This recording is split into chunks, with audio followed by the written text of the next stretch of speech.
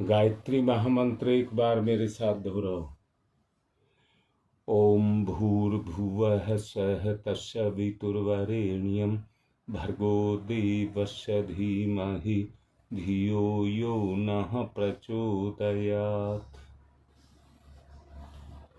कल की बात को ही आगे बढ़ाएंगे। चेतना की गति आपको कहा था, चेतना की अपनी गति है। अब अपनी गति को देखिए, व्यक्तिगत अपनी निजी गति को देखिए।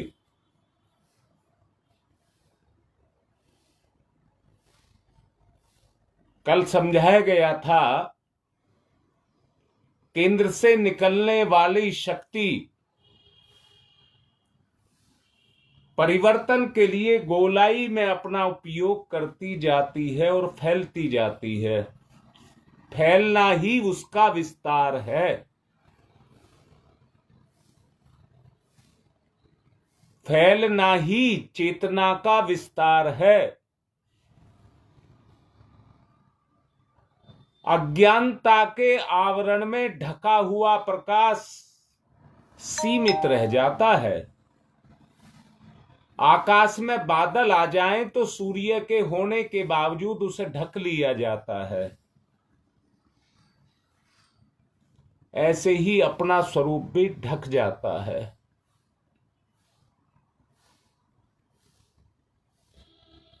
अगर अपना विस्तार करना है, ये कोई, यहां मैं रोक करके एक बात कहना चाहूंगा। ज्ञान होना अपनी जगह है,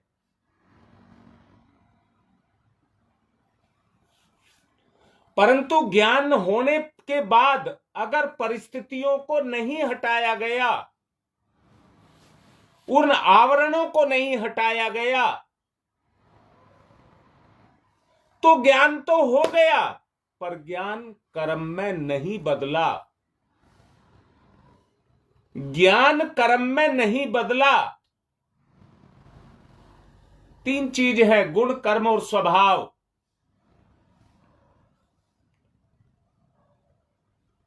गुण, कर्म और स्वभाव। गुण तो हैं, अगर कर्म में नहीं चले, कर्म में नहीं उतरे, तो उनका कोई फायदा नहीं है। आपको ये जानकारी तो हो गई। कल आपसे बार बार पूछा गया था कि आपको बात समझ आ गई।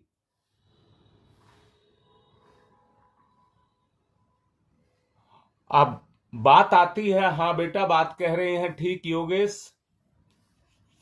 चेतना का विस्तार, चेतन तो विस्तृत ही है। बहुत अच्छे से एक बात कहना चाहूंगा, अगर बात समझ नहीं आए तो सवाल करिए। चेतना में कभी कोई परिवर्तन नहीं ला सकता। जैसे आग का अपना गुण है गर्मी देना, उसके प्रवाह में गर्मी है। शब्द को समझ लें, मैंने शब्द बोला प्रवाह। अग्नि का प्रवाह है, जैसे नदी का प्रवाह है। उसके प्रवाह में गर्मी बहती है। नदी के प्रवाह में जल बहता है। अब दोबारा बोल रहा हूं, जब आग कहीं लगेगी, दीपक की जितनी बड़ी लो है उतनी बड़ी लगेगी। हां, बढ़ाना ही बता रहा हूं रीता, देख सुन मेरी बात को, अगर समझ आ रही है तो। कैसे बढ़ाया जाए? जब कभी आग कहीं लगेगी तो दीपक के ऊपर जलने वाली लो के बराबर आग लगेगी, और उसको छोटा सा बच्चा भी बुझा सकता है। उस लो को छोटा सा बच्चा भी बुझा सकता है, क्योंकि प्रवाह में प्रचंडता और वेग नहीं है। प्रवाह में प्रचंडता और वेग नहीं है। प्रचंडता ना होने के कारण उसे कोई भी रोक सकता है। पानी का स्रोत फूट करके निकलता है। आदमी कुआं चलाता है, पंप चलाता है, नहर का पानी चलाता है। नहर में से लिया गया कुलाबा उसको आदमी कंट्रोल कर सकता है, पर सारी नहर को खेत में खोल दिया जाए तो उसको कंट्रोल नहीं कर सकता।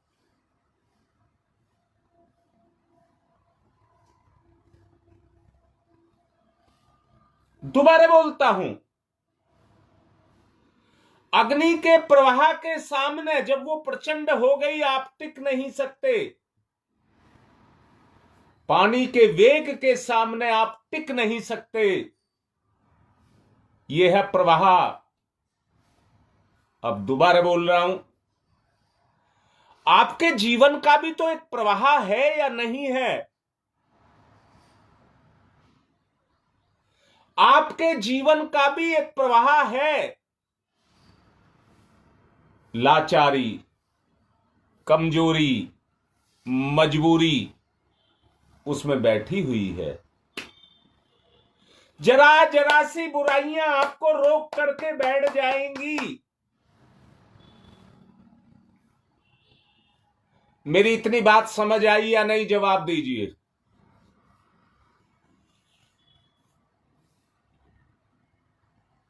जल्दी से जवाब दीजिए, मेरी इतनी बात समझ आई या नहीं आई? मैंने प्रवाह की बात आपसे की है। आपके जीवन का भी एक प्रवाह है। स्वीकार कर रहे हैं हमारे जीवन का प्रवाह है।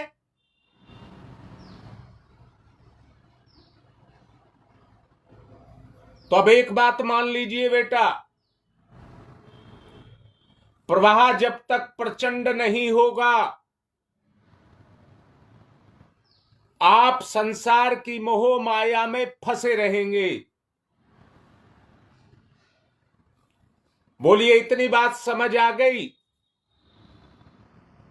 और मैंने अभी कहा है, अभी कुछ ही देर पहले कहा था, अगर अपना विस्तार करना चाहते हैं तो प्रवाह को प्रचंड करना होगा। अग्नि को प्रचंड करने के लिए ज्यादा ईंधन चाहिए, और नदी को, प्रवाह को प्रचंड करने के लिए ज्यादा पानी चाहिए। आपके जीवन के प्रवाह को भी प्रचंड करने के लिए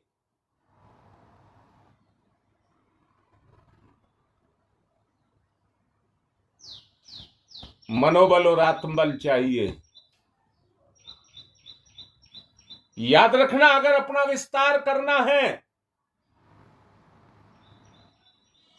कहेंगे तो सब मुझे अपना विस्तार करना है, पर होगा उसी का ही जो करेगा। होगा उसी का ही जो करेगा।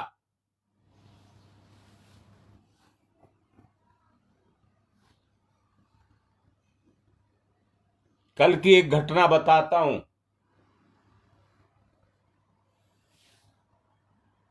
भैया दोस्त थी, तो बेटी और बेटे दोनों परिवार इकट्ठे थे।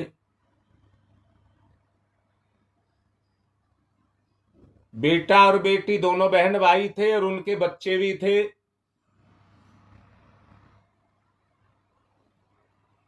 मैं माता पिता की महिमा उन्हें बताना चाहता था। आपको थोड़ा सा बताता हूं।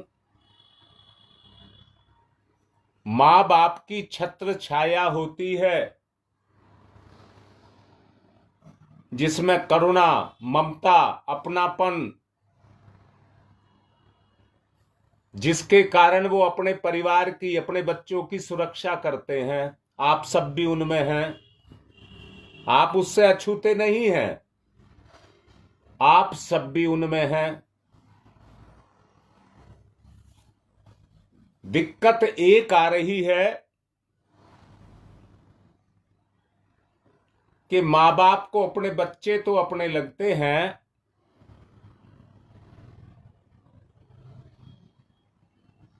परंतु और किसी से मतलब नहीं रखना चाहते। विस्तार कैसे हो,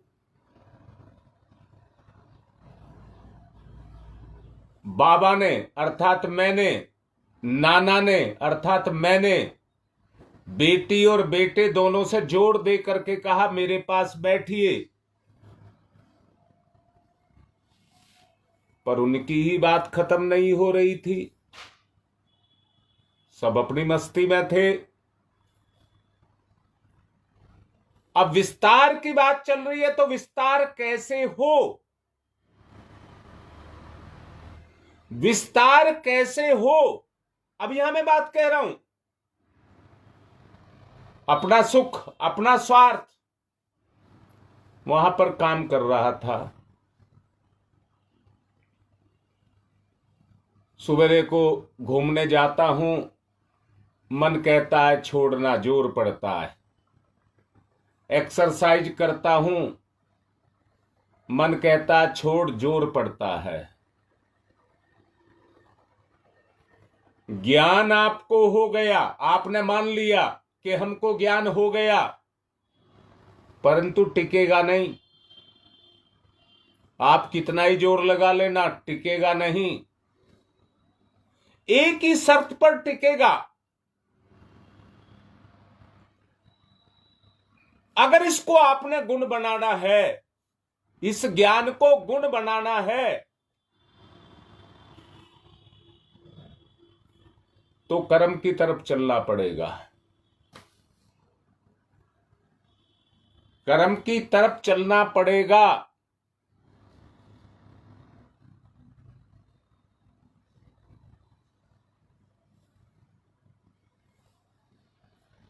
कर्म की तरफ चलोगे तो ज्ञान पक्का हो जाएगा, और ज्ञान पक्का हो गया तो याद रखना, ज्ञान का प्रवाह जब अंदर से निकलेगा, इस कांसी में से निकलेगा, तो सामने जो भी मुसीबत होगी, जो भी दिक्कतें होगी, उन प्रवाह उसको सबको तबाह करता चला जाएगा, और आप अपना विस्तार करते चले जाएंगे।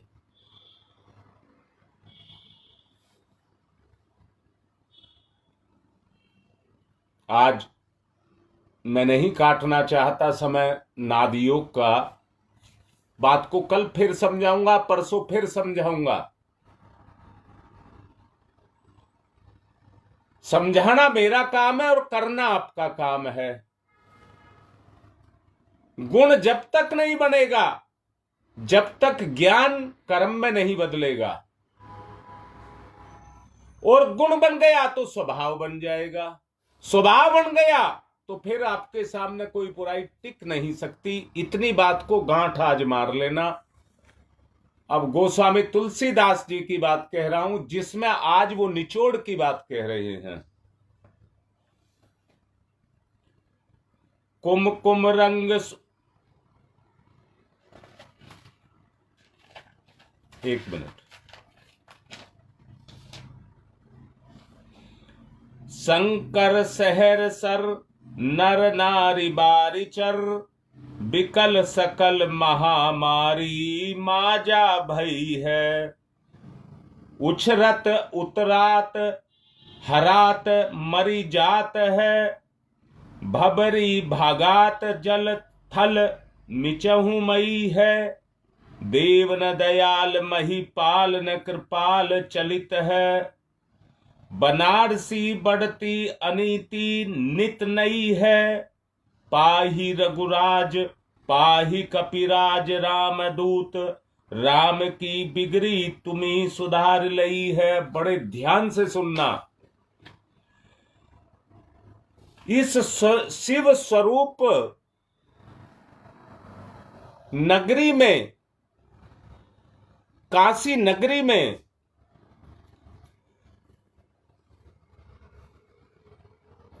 पाप के कारण, इस शिव स्वरूप नगरी में पाप के कारण जिस तरह से एक सरोवर में रहने वाले बहुत सारे जीव जो उसमें निवास करते हैं,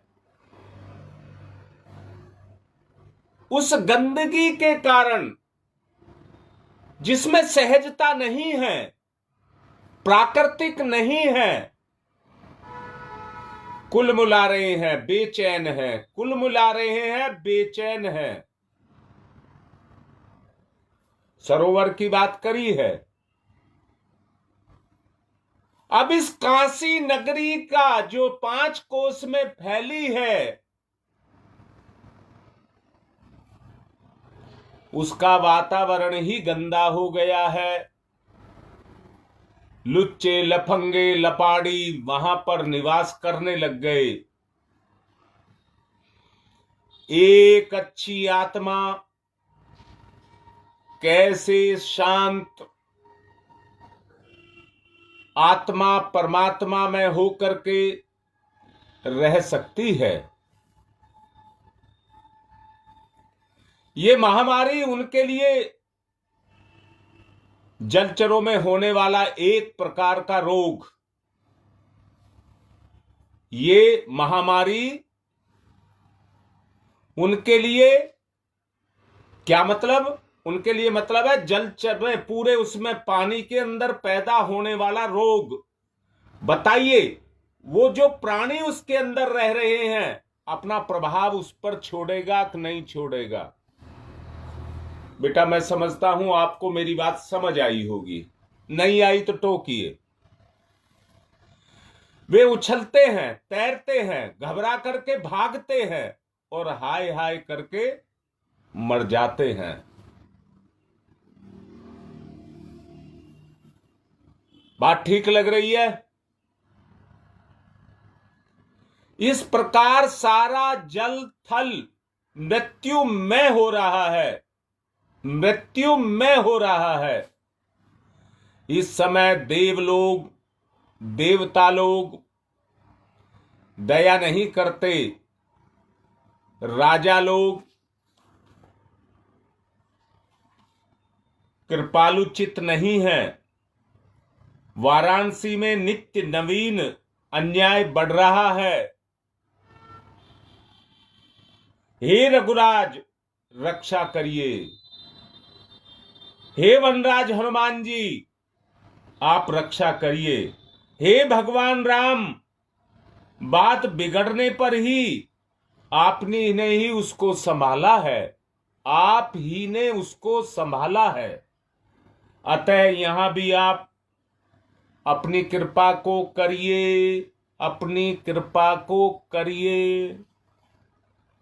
और इसी का अंतिम पद है, महामारी का ही अंतिम पद है।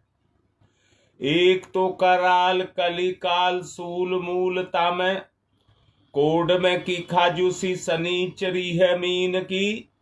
वेद धर्म दूरी गए, भूमि चोर भूप बहे। साधु सिद्धमान जानी रीति पाप पीन की। दूबरे को दूसरों ने द्वार, राम दया धाम रावरीय गति बल विलभ विहीन की। लागेगी पे लाजवा विराजमान बरु दीही। महाराज आजू जो न देत आदि दीन की। पिछले दिनों इस दुनिया के अंदर बुद्ध के प्रभाव से बुद्धि का जागरण हुआ। अगर अब से 100 साल पहले की बात करें तो धरती पर कितने साधन सुविधाएं थे। बुद्ध आए और बुद्धि का विकास हुआ, और इतना विकास हुआ कि इंसान के सारे कर्म विज्ञान ने ले लिए। विज्ञान ने लेने के कारण व्यक्ति का ज्ञान तो बढ़ गया।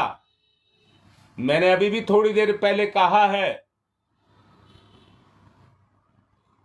ज्ञान गुण बने और गुण स्वभाव बने तो बात बनती है।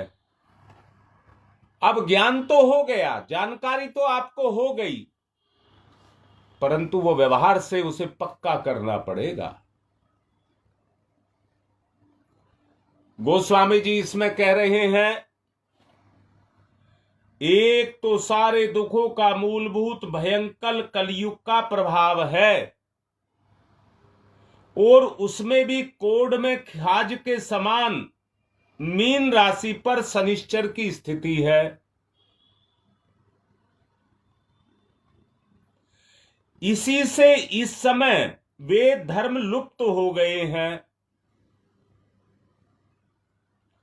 और लुटेरे भी राजा हो गए हैं, तथा बढ़े हुए पापी की गति देख करके साधुजन दुखी हैं। साधुजन भी दुखी हैं। बेटा किसका मतलब बताऊं? दोबारा लिखिए, जल्दी लिखिए। दया धाम राम दुर्बल पुरुषों के लिए कोई द्वार दूसरा नहीं है। प्रभु एक आपका ही द्वार है। दुखियारा आदमी कहां जाएगा आपके दरवाजे को छोड़ करके? बल वैभव शून्य पुरुषों को तो एकमात्र आपकी ही गति है। विज्ञान ने सारा काम अपने ऊपर ले लिया, तो आदमी की जितनी क्षमताएं थी वो सारी क्षमताएं खत्म कर दी। अब आदमी एक 5 तत्वों का हार्ड मास का पुतला भर रह गया है।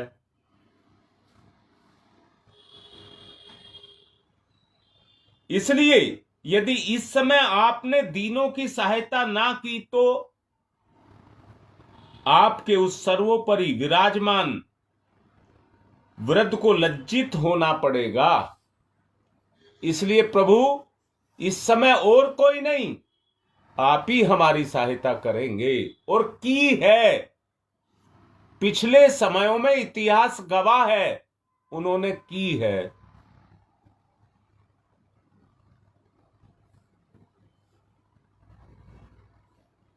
बेटा मैं पहले ये बोल रहा हूं, ये जो हृदय रूपी काशी नगरी है, ये काल के प्रभाव से इतनी ग्रसित हो चुकी है, जैसे मैं कहूं प्रदूषण से सारा ब्रह्मांड प्रदूषित हो गया है।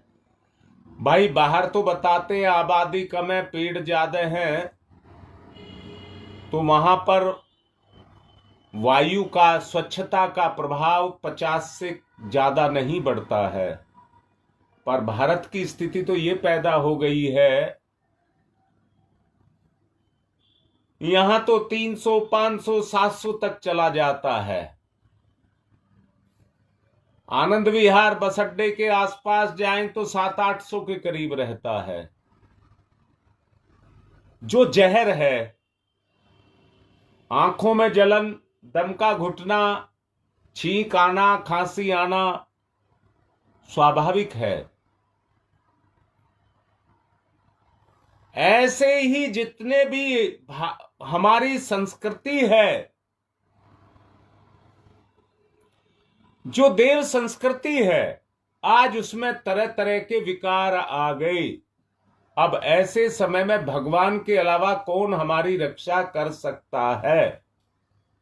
परम पूज्य गुरुदेव का अवतरण इसी उद्देश्य के लिए हुआ है। अब मैं आपको ज्यादा समय ना लेते हुए नाद योग की तरफ चलने के लिए कहूंगा। योग प्रचंड प्रवाह, अपने हिम्मत का, मनोबल का, आत्मबल का, नकारात्मक सोच नहीं, समय के साथ उदय होने वाले अपने कर्तव्य धर्म को समझेंगे। गति, ध्यान मुद्रा, गहरी लंबी श्वास, प्रवाह पैदा करिए, प्रचंड प्रवाह, आत्मबल, मनोबल जगाएं। ओ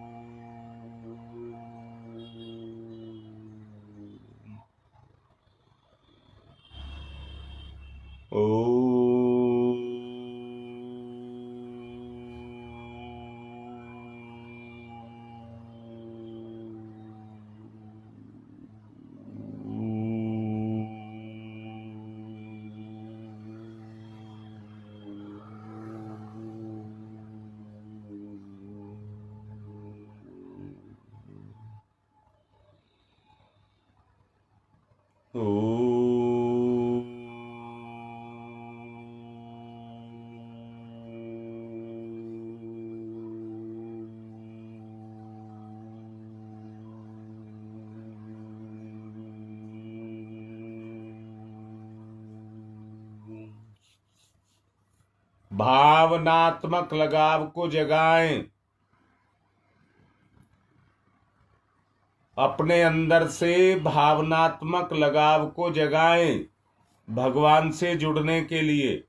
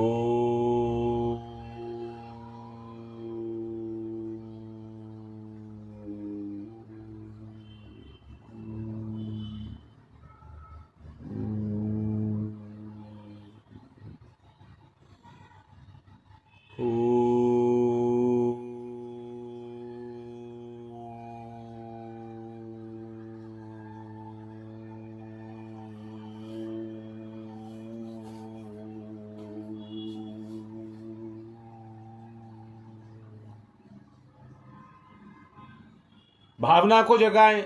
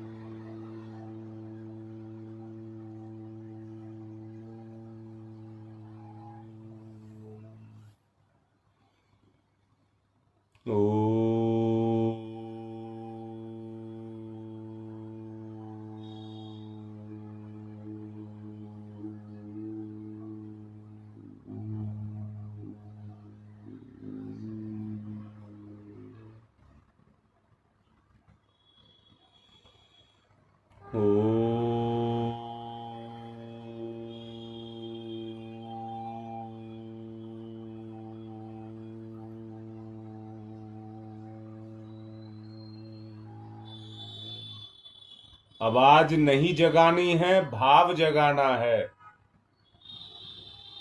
आवाज से मतलब नहीं है, माध्यम है आवाज तो, भावना को जगाना है।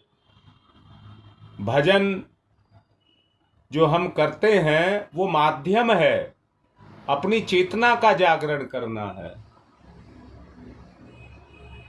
ओ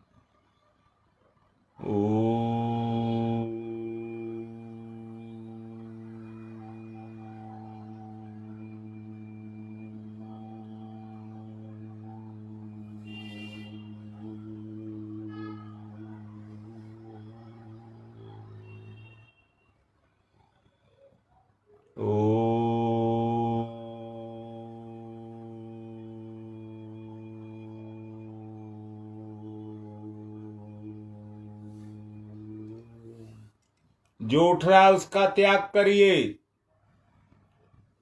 ब्रह्मचर्य इसी को ही कहते हैं। ब्रह्म में आचरण हो, संसार में ना हो।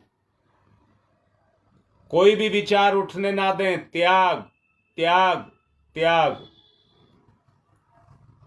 जीवन का क्षेत्र बड़ा विस्तृत है, बड़ा त्याग चाहिए।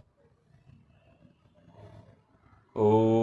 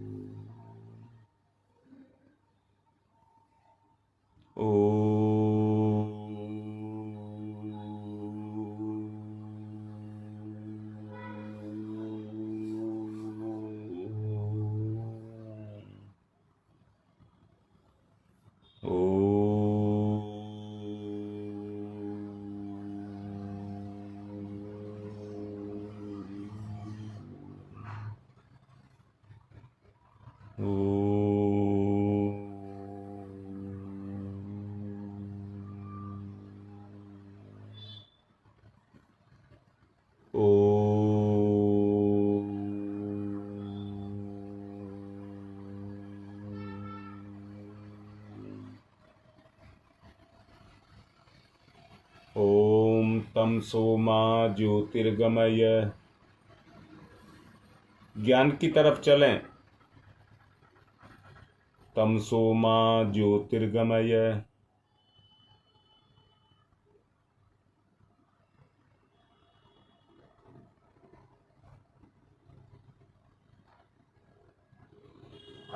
ओम तमसो मा ज्योतिर्गमय। असतो मा सद्गमय। असतो मा सद्गमय। ॐ भूर्भुवस्सुः तत्सवितुर्वरेण्यं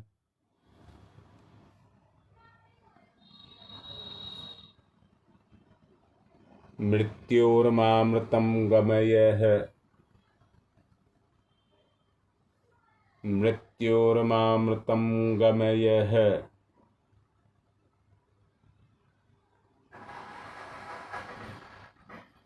मृत्योर्मामृतं गमयः।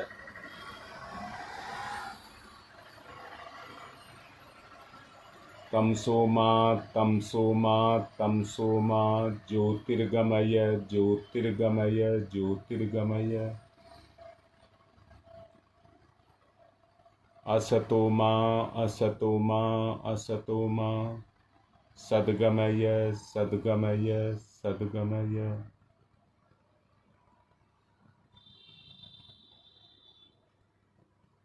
मृत्योर्मा मृत्योर्मा मृत्योर्मा अमृतं गमय अमृतं गमय अमृतं गमय।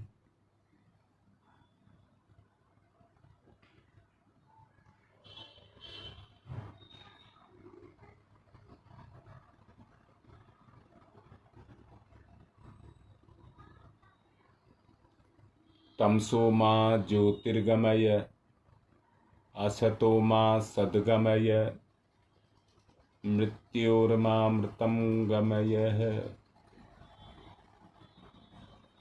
दोनों हाथ रगड़े, मुख पर फिराएं। सारे प्रमाद को उतार दें, जकड़न को उतार दें, चेतना को जागृत करें। आज की बात समाप्त।